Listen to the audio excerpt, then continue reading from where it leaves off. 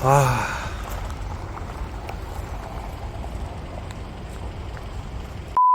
자, 오늘 제가 대연 DIL 예비 당첨 추첨이 있어가지고 지금 여기에 오후 2시에 왔다가 지금 시간이 8시가 넘었거든요.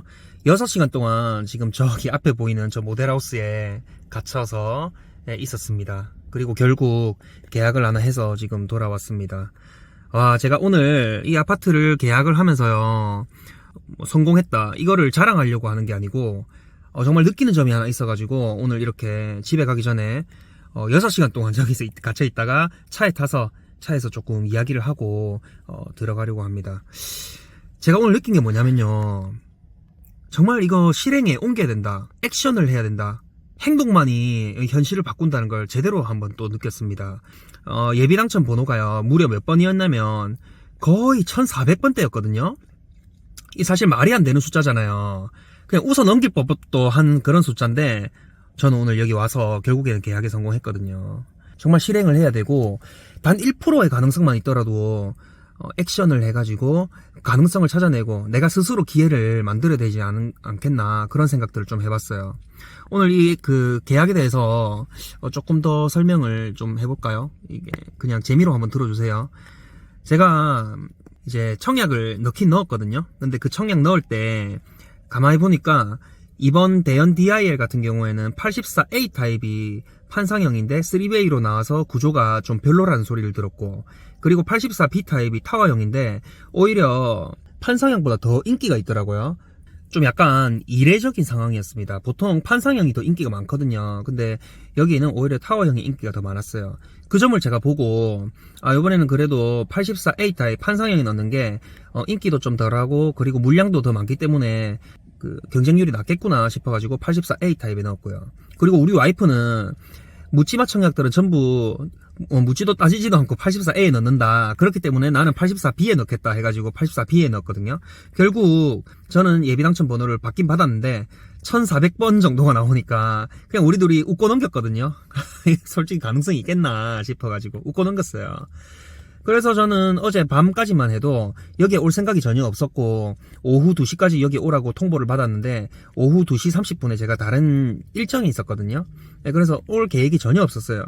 근데 어제 밤에 잠이 안 와가지고 조금 생각을 해봤거든요. 가만히 생각을 해보니까 이게 조금 그래도 기회가 있겠는 거예요. 일단 84A 타입이 물량이 워낙에 많기 때문에 나오는 물량도 많겠다. 그리고 오늘 이제 금요일인데 평일이잖아요. 너무 덥기도 하고 그렇기 때문에 평일날 못 오시는 분, 그리고 날씨가 더워서 못 오시는 분, 귀찮아서 못 오시는 분, 미참석도 많을 거고 하기 때문에 조금 기회가 있을 수 있겠다 싶어가지고 결정을 했습니다. 참석하기로.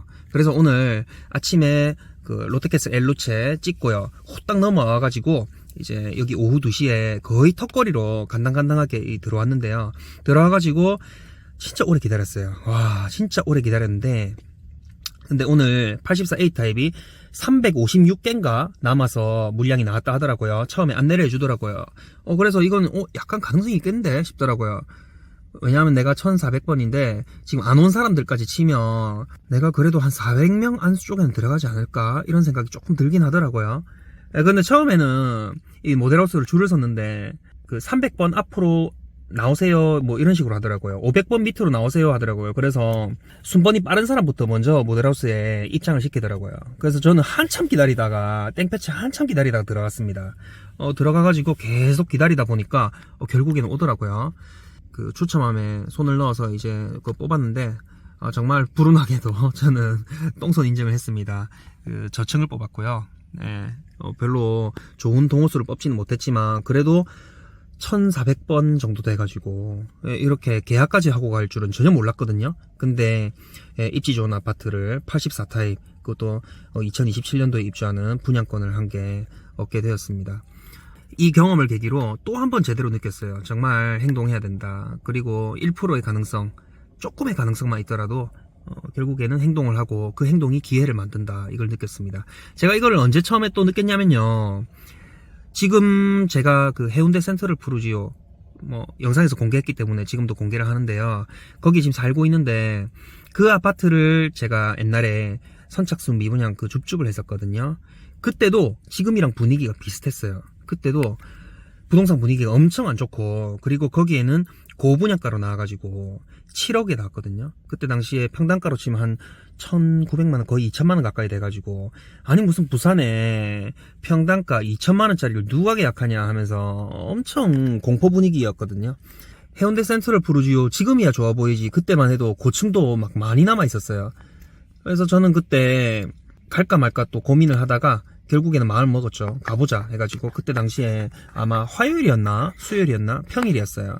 당시에 저는 회사를 다니고 있었고, 우리 와이프는 아기를 낳고 육아휴직 중이었거든요. 그래서 우리 아기가 그때 돌도 안 됐을 때였는데, 그 더운 여름이었어요. 그때도. 그때 당시에 우리 아기를, 아기띠를 제가 앞으로 메고 갔던 기억이 납니다. 그래서 땀 뻘뻘 흘리면서 아기띠 메고 줄 서갖고 들어가가지고, 결국에는 그때 고층을 잡아가지고, 그때도 마찬가지였어요. 이게 되겠나? 그리고 이걸 해도 될까? 이런 공포 분위기가 있었지만, 그래도 저는 그 해운대라는 입지에 대한 강력한 믿음이 있었고, 그리고 이게 되겠나 했지만, 해봐야 알죠. 해봐야. 가서 해봐야 알죠. 그리고 그 해본다는 기회는 내한테 열려 있었잖아요. 그래서 했던 거고, 결국에는 그 기회를 포착할 수 있었거든요. 그 경험이 생각이 나면서 오늘 딱 오버랩 되는 거예요. 오늘 제가 1400번이라는 그런 예비 당첨 번호로도 이렇게 계약을 할 수 있었던 것도 진짜 비슷한 그 맥락이 아닌가, 그 생각을 좀 해봤습니다.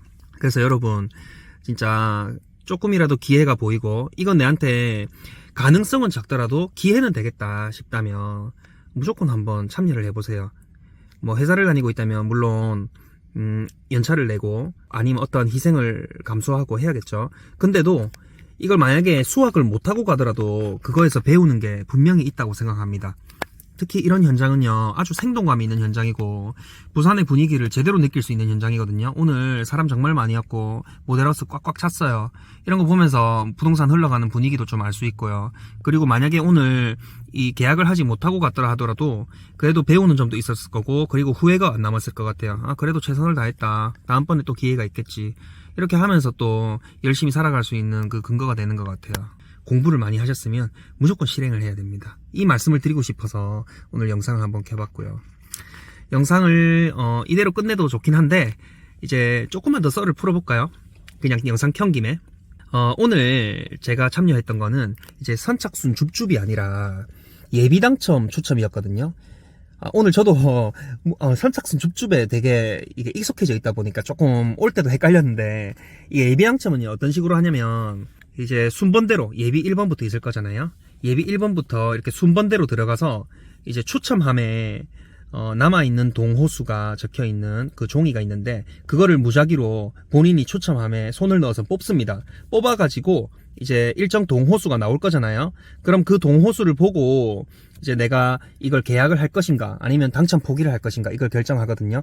근데 일단 그 추첨함에 손을 넣었다는 것은, 그리고 동호수를 뽑았다는 것은 일단 그 청약 통장을 쓴 걸로 간주가 돼요. 그래서 그 부분은 잘 판단을 하셔야겠고, 그렇게 해서 이제 예비 1번, 2번, 3번, 4번 해가지고 결국 마지막 번호까지 가게 되는 거거든요. 근데 여기서 주요한 점이 뭐냐면, 이게 선착순이 아니잖아요. 그렇기 때문에 이게 무작위로 동호수를 뽑는 거기 때문에 꼭 빨리 뽑는다고 해서 좋은 동호수가 걸린다는 그런 보장이 없는 거죠. 예비 1번이 뽑더라도 제일 최악의 동호수를 뽑을 수 있는 거고, 그리고 예비 1400번이 뽑더라도 최고로 오해를 뽑을 수 있는 거예요. 이 점을 진짜 간과하면 안 되는 것 같아요. 만약에 선착순 줍줍이라면요, 1등으로 들어가는 사람이 제일 좋겠죠. 왜냐하면 1등으로 들어가가지고 남아있는 동호수표 쫙 펼쳐갖고 보고, 그 다음에 남아있는 것 중에 내가 마음에 드는 걸 선택하게 되거든요. 그렇기 때문에 만약에 1등으로 들어가면은 무조건 로얄, 내가 최고라고 뽑는 그런 동호수를 지정을 하겠죠. 근데 예비 당첨은 그게 아니라는 거를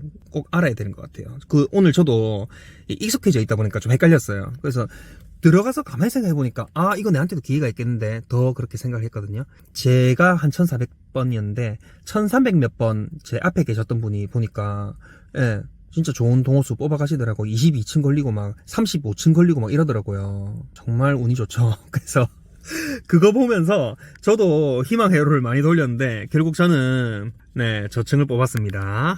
저층을 뽑았지만 그래도 계약을 했습니다. 또 계약을 해야겠다고 마음먹은 거를 조금 설명을 해드려보면, 대연 DIL 같은 경우에는요, 2027년 입주거든요. 아직까지 기간이 너무 많이 남았어요. 그래서 제가 뽑은 게 이제 분양가가 한 7.4억 정도 되더라고요.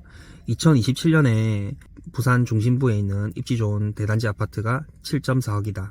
84 타입이. 저는 괜찮다고 느껴지더라고요. 물론 요번에 대연 DIL 할 때도 분양가 너무 세다 하면서 욕 많이 먹었고, 그리고 지금 경동 리인뷰 2차 줍줍하는 것도 제가 영상을 올렸는데 전부 다 분양가 다들 세다 하면서 욕하고 그렇거든요. 근데 저는 물론 욕하는 거 이해는 됩니다. 근데 또 한편으로는 그걸 보면서 내가 옛날에 해운대 센트럴 부르지오 줍줍할 때 2017년도 그때를 그대로 같이 또 답습하는구나 이렇게 많이 느끼고 있어요.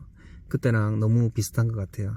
뭐 분양가가 얼마까지 오를지는 모르겠지만 어쨌든 분양가는 오를 수밖에 없는 구조이고, 뭐 최근 한 2, 3년 때 정말 말도 안 되는 급등을 했잖아요. 앞으로 그런 급등장이 있기는 정말 어렵다고 저도 생각하거든요. 그렇지만 우상향이라는 그런 거는 믿음이 있기 때문에 결국 저는 계약을 했고, 지금의 그 고분양가를 너무 부정적으로 생각하지 말고 내한테 기회가 되지 않을까? 이 고분양가 때문에 다른 사람들이 욕하고 계약을 주저하고 욕만 하고 있는데 그런 시간들이 오히려 나에게는 기회가 되지 않을까? 이런 것들을 한번 생각해보는 계기가 되었으면 좋겠습니다. 묻지마 청약이나 묻지마 계약 이런 거를 종용하는 거는 절대 아니니까 오해하지 마시고요. 생각했던 것들, 실행에 옮기는 것들, 이런 거를 동기부여받는 메시지로 그냥 느끼셨으면 좋겠습니다. 갑작스러운 제 이야기 들어주셔서 감사하고요.